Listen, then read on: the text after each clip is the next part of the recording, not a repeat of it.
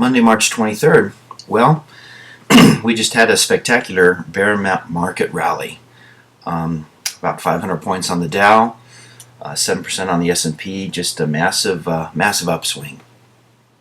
So I'm getting calls and some questions about it, and I have been for a few days about this. My last video was perspective, so let's put a little perspective on the financial shenanigans that happened today. So, two things I'm going to talk about: Tim Geithner and Andrew Cuomo, the Attorney General for New York.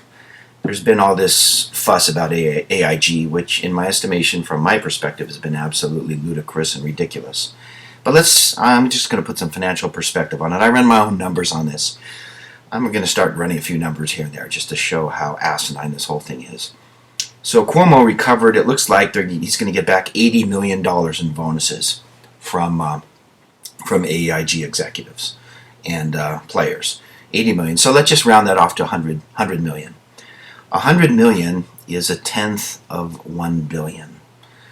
And $100 million is 1/10,000th of a trillion. So you'd have to take 100 million times 10,000 to get to a trillion. And just last week, the Federal Reserve said, hey, we're going to add another 1.2 trillion to helping bail out this whole mess.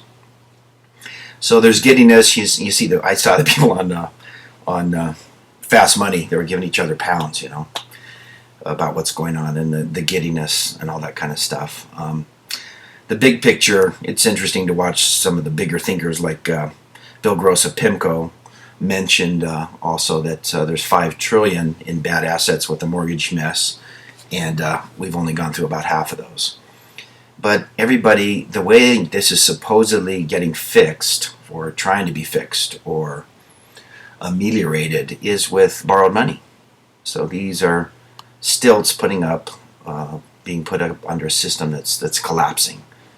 And I just hope that when you think about all this brouhaha about $80 million, which is 1/10,000th of a trillion, it's ridiculous to even have 3 seconds of coverage on it, let alone outraged people in Congress who authorize these horrifying bailouts. We have no free market, and I'll say this here and now. And you guys know my background, and I'd have to actually study a lot of details to put up with all this BS if I was on one of these shows. But oh man, it just makes me shudder. So trillions and trillions of dollars in bailout money. The market's up. Of course, it's a bear market rally. The depression scenario is still 100% intact.